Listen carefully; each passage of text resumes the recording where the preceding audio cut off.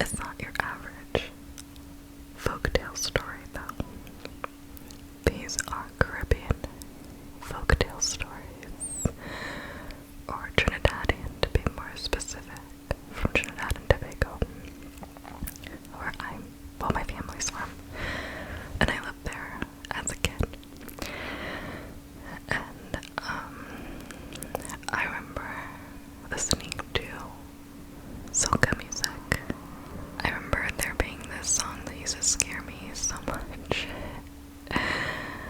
called Sukia. I believe that's what it was. And I remember my mom told me this kind of a folk tale about this. She told me about it, she explained it more to me, but I'm gonna go more into it. But it's basically when you're sleeping, if you don't put salt at the end of your bed around you, you can leave open the possibility for this blood-sucking creature to come and suck your blood at night. So that's just to tell you that these folktale stories are not as innocent as some other folktale stories, are not as light. They're actually kind of terrifying. Let me not try to scare you before the thing starts. But it is overall told to teach children and people, children or people, and even adults, lessons about life. So, let me go ahead and start from the beginning. The first character I'm going to talk about is called Cheryl, and I may pronounce these wrong. Okay, so Cheryl is a spirit of a pregnant woman who died during childbirth. The spirit roams the earth in search of her baby, and it mourns as loud as a woman in labor. It is said that the screams sound similar to a cat howling, or even a baby crying. She appears to her victims cuddling a fetus, and attacks pregnant women, causing miscarriages, stifles newborns, and if her husband was abusive, he dies mysteriously. So, the Duan is next. The Duan is a spirit of a child damned to roam earth because the child died and was never baptized.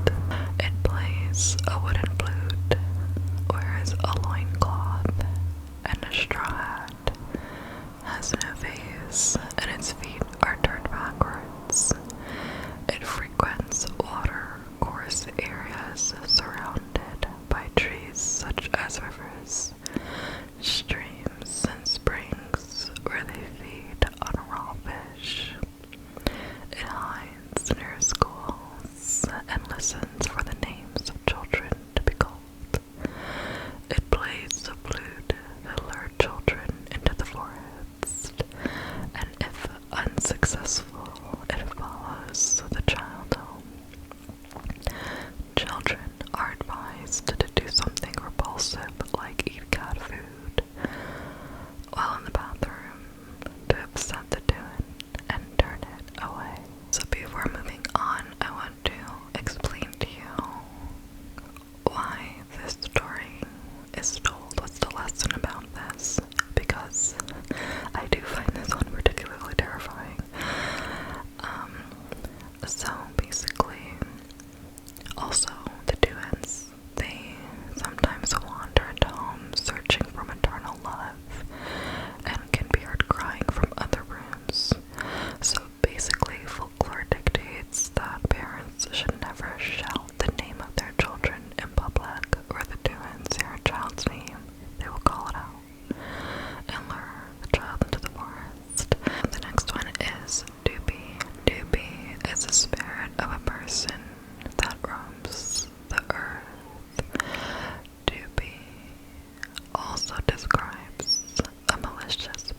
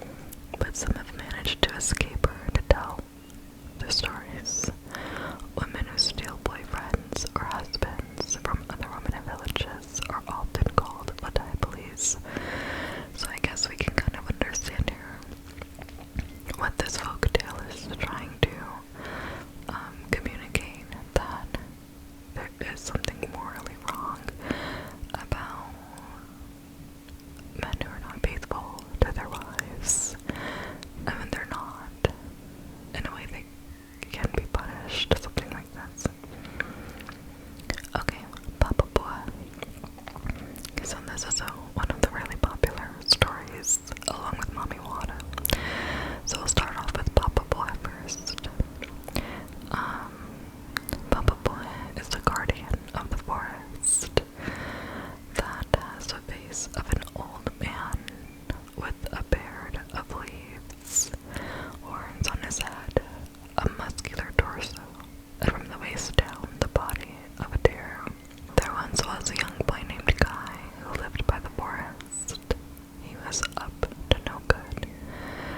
To say the least, he was killing animals and destroying the nature around him. One day he heard an eerie and mysterious voice call his name. Suddenly he was knocked unconscious by a strange figure.